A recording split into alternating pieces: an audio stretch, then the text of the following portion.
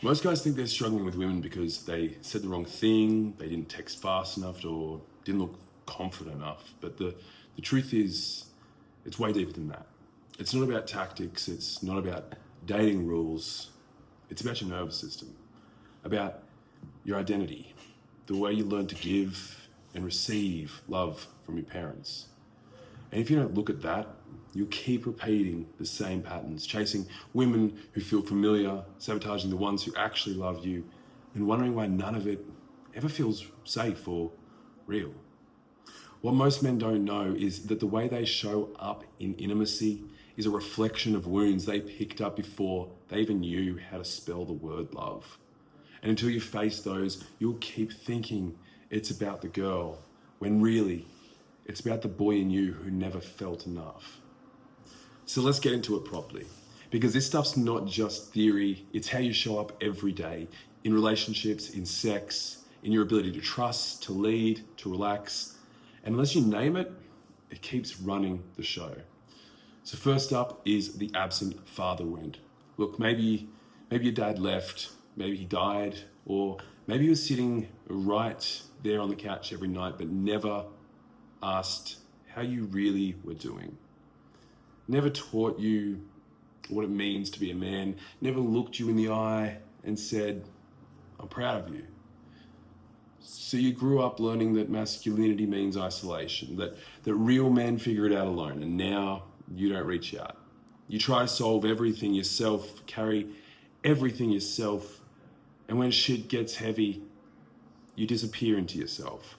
You're either passive and avoid conflict, or you snap because no one ever taught you how to hold steady in the middle. So deep down, you're just craving guidance, craving approval, but you won't admit it because it feels weak to need it. Second is the overbearing father wound. This one is harder to spot because it often looks like success.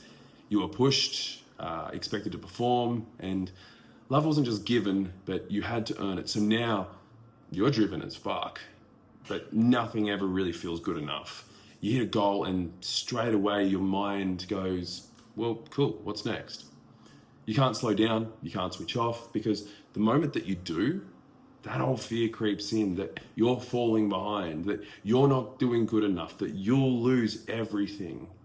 And with women, you either compete with them or you treat the relationship like it's another box to tick. You don't know how to relax into love because you were never loved for who you were, only what you did. Third is the neglectful mother wound.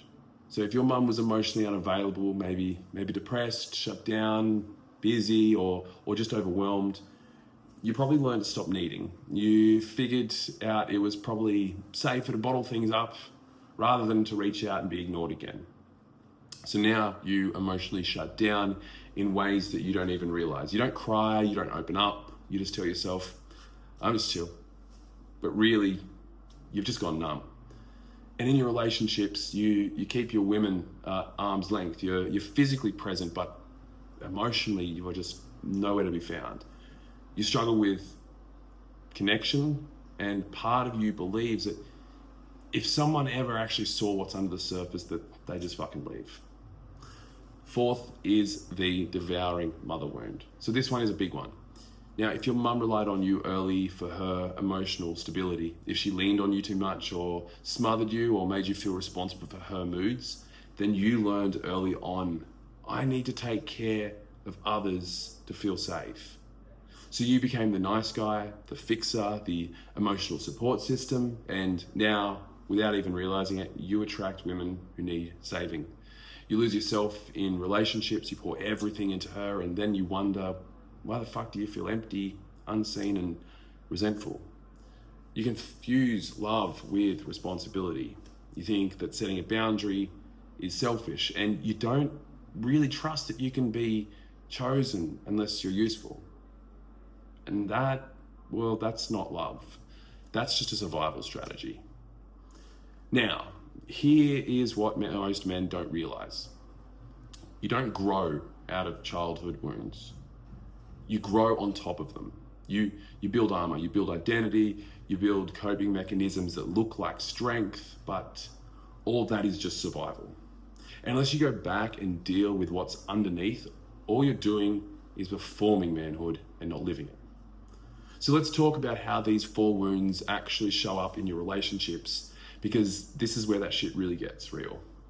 So love either it feels unsafe or unsatisfying. You either chase women who don't really want you, or settle for relationships where you don't really feel alive. You think you're choosing your type, but often you're just choosing your wounds type. She's emotionally unavailable. It's because part of you is reliving the neglect from your mum. She's unpredictable and intense. Maybe you're replaying the emotional enmeshment that you grew up with. You want her to love you, but feel anxious the moment she does. That's the shame from never being good enough for dad whispering, "You'll mess this up." You either overgive or you emotionally disappear. You can't just be in love. You have to fix or lead or make her happy all the time. And when you can't, you shut down, you withdraw or distract yourself. And sex, it becomes either a performance or a way to feel wanted. But real intimacy, that real emotional closeness, that's fucking terrifying, because it asks you to be seen and to stop performing and to stop controlling. And your nervous system is screaming, fuck, that's not safe. You can't fully receive love. So let this sink in. It's not that you don't want love, it's that you never learned how to let it in. So every single time that someone gets close, you sabotage, you pick fights, you get cold. And this is not because you're heartless, but because some part of you still believes if they see me, they'll leave. And until you bring that part into the fight, you'll keep playing the same scenes just with different people, wondering why nothing ever changes. So this is what no one actually tells you. You don't actually have to stay stuck in this. You don't have to keep repeating your past. You don't have to keep dating versions of your wounds. And you don't have to keep flinching every single time real love gets too close. But healing this doesn't just happen by thinking about it or journaling for 5 minutes or reading more posts on the internet. It happens by feeling it, by letting yourself get real, get raw, get honest about where it hurts, about what you never got, about what it cost you. You stop pretending you've got it all handled and you start actually embodying masculinity instead of performing it from the inside out. You stop needing her to mother you. You stop needing her to rescue you. You stop confusing drama for passion. And for the first time, you become a man who can actually hold love. Not chase it, not avoid it, not perform it, but hold it. You learn to lead without needing control, to be soft without collapsing, to stay rooted when things get hard. Not because you're trying, but because you've rebuilt your center. You start trusting your voice. You stop walking on eggshells. You stop second guessing your every single move. You become dangerous in the most powerful, best way possible, grounded, clear, fully expressed, able to be both force and tender. And this is not because someone told you how to be a man, but because you chose to become one. And this doesn't just change your relationships, it changes you, because once you've met the parts of you that you used to run from, you stop living afraid from yourself. So look, most men won't do this. They'll keep repeating the same loops and keep calling it bad luck. They'll keep blaming women, keep pretending that being fine is good, and that's the goal. But you're not that man. You're here because something in you knows the truth, that the way that you've been living, it's not the full version of who you are. You're not just here to survive relationships. You're here to fucking lead them, to deepen them, to grow inside them. And not from bravado, but from real, grounded, embodied strength. The kind that doesn't come from pretending, the kind that comes from doing the hard thing, facing yourself. Because when you face these wounds, like really look at them, you stop living out of fear, shame, or defense, and you start living from choice. You become the man you needed when you were a boy, and that changes everything.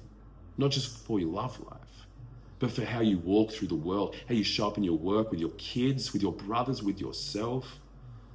So yeah, this shit might sound just like inner child talk, but don't be fooled. This is warrior work. This is from the fucking forge. And every man who has the balls to walk through it comes out clearer, stronger, and freer. It's not easy, no. But it's fucking worth it.